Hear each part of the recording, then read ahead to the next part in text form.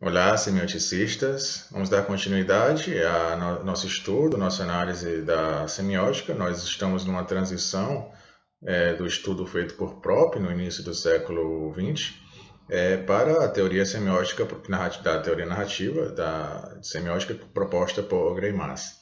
Então, no vídeo anterior, nós vimos que ainda com Propp existiam, segundo ele, três provas: a prova qualificante, a prova decisiva e a prova glorificante.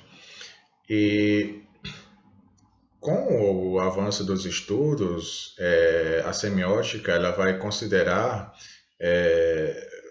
algo diferente para cada uma dessas provas. Não? Para a prova qualificante, para a semiótica, consistiria na instância em que o sujeito adquire a competência pela manipulação.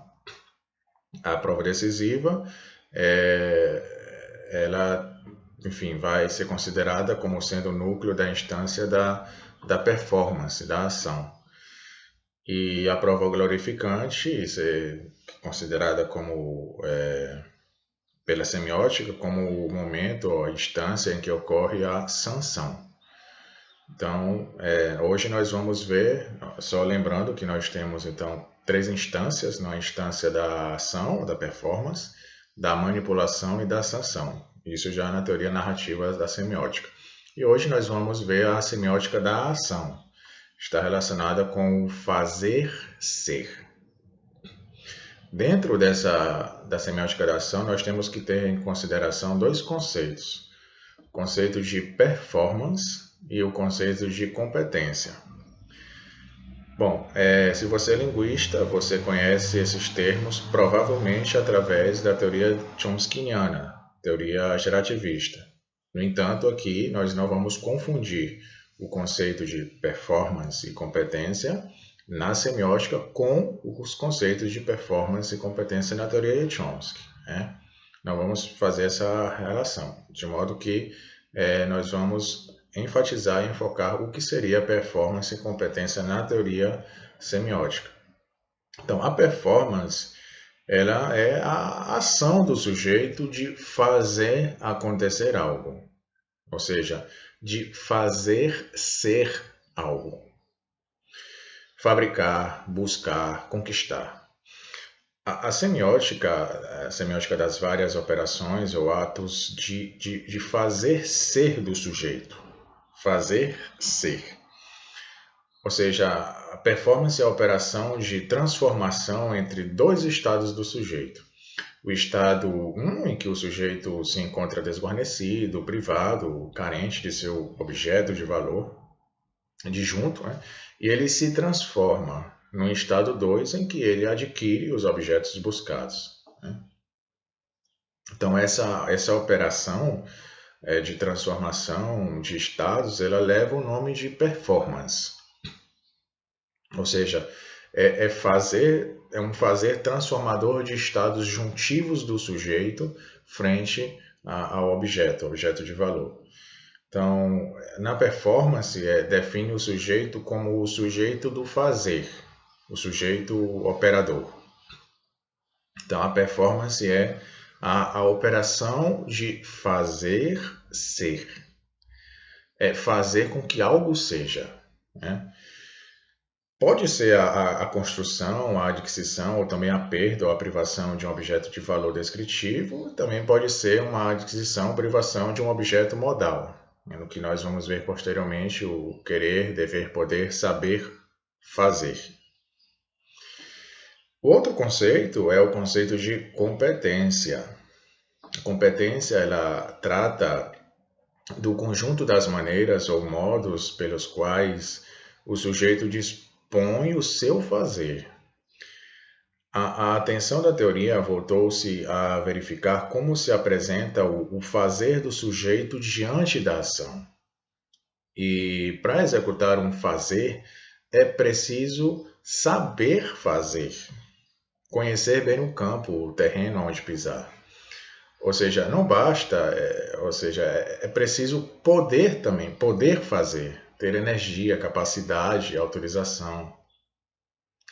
Mas nada disso ocorre se o sujeito não estiver de posse previamente de um querer fazer, ou mesmo mais convictamente de um sentimento de dever fazer. Então, eis aqui os 4 modos pelos quais o sujeito está diante de seu fazer.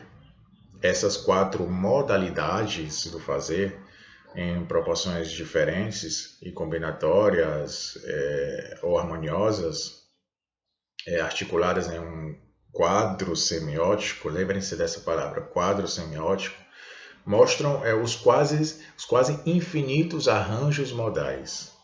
São chamados de modalizações, né? E esses arranjos pelos quais se dão e vão definir o estatuto da competência do sujeito, os diversos estados que definem como está preparado ou não o seu fazer. Enfim, essas são as diversas modalidades que compõem a sua competência. Competência modal, pois, enfim, nós vamos conferir em outro momento, com relação ao quadro semiótico, das modalidades querer, dever, poder, saber, fazer. Então, logo, a competência modal ela define-se como o ser do fazer. Em outros termos, para que um sujeito operador possa fazer, é necessário que tenha as condições desse fazer. E em prop, por exemplo, para que o herói execute a prova decisiva, é preciso que ele se submeta à prova qualificante, né? E para que o sujeito execute a sua performance, deve estar de posse de uma competência, né? Então, a performance, lembre-se, a performance é o fazer ser, né? Pressupõe uma competência de fazer. Lembra, competência são as diversas modalidades pelas quais esse fazer se apresenta. São diversas modalidades pelas quais esse fazer comparece. É um conjunto de condições necessárias à performance. Então, previamente ao fazer, o sujeito ele está modalizado de uma ou de outra maneira perante o seu fazer. Tem uma relação com o seu próprio fazer. Outra relação que não é a relação de performance, que enfim, é com o objeto. Então, antes mesmo do fazer, é preciso haver um modo de ser desse fazer. De novo, antes mesmo do fazer, é preciso haver um modo de ser desse fazer, que seria o ser do fazer, né? Então, nós temos os modos ou modalidades. Quais são elas? Então, querer, dever, poder, saber, fazer. São os modos ou modalidades que definem o ser do fazer. Isso compõe em conjunto a competência do sujeito. São os diferentes modos pelos quais se apresenta o estatuto, o ser do seu fazer. Então, a competência é um complexo modal, ou seja, são diferentes e sutis modos que definem o estatuto do ser, do fazer do sujeito. O estatuto do fazer do sujeito. É uma combinatória de modalidades compatíveis ou conflitantes. Nós vamos ver os quadros semióticos das modalidades. Então, ela define-se como todos os possíveis estados de junção, seja conjunção ou disjunção das modalidades com o fazer do sujeito. Enfim, nós temos vários exemplos de situações modais e seus desdobramentos narrativos, né? Vou dar alguns, né? Por exemplo, o complexo modal, a competência do sujeito, né? Que é o estado modal do sujeito do fazer, ela tem consequências narrativas à vista, são implicações ou concessões. Por exemplo, o dever, junto com o não querer, dá lugar a imposições, ameaças, resignações, né? O querer, dever fazer, né, são engajamentos, são a obediência, a assunção. Por exemplo, o querer não saber são angústias, ansiedades, precipitações. O querer poder, mas não saber, são perdulárias, prejuízos, desperdícios, etc., né? De modo que há uma hierarquia de pressuposição lógica entre essas modalidades. De modo que existem as modalidades virtualizantes, do nível da dimensão querer-dever, e as modalidades atualizantes, que é da dimensão saber-poder. As modalidades virtualizantes, elas instauram a emergência do sujeito da sua competência. São virtuais, ou seja, o fazer do sujeito operador é colocado em perspectiva. Nada foi feito ainda. É uma competência virtual, hipotecada para o advento do fazer.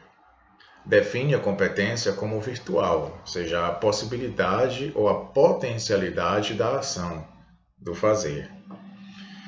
Por outro lado, as modalidades atualizantes, do nível da dimensão saber-poder, e de posse dessas modalidades, o sujeito ele pode atualizar a sua competência para a etapa seguinte da realização, que é a performance. De modo que a competência ela pode ser virtualizante ou atualizante e a performance ela é realizante, né? Enfim, então, tentando fazer uma espécie de resumo, nós temos a competência, novamente, que dá lugar às modalidades virtualizantes, que são o dever, fazer, querer fazer, dever, fazer, querer fazer, e as modalidades atualizantes, que são o poder fazer e o saber fazer. Por outro lado, nós temos a performance, que dá lugar às modalidades realizantes, que são, ou que é, na verdade, o fazer ser.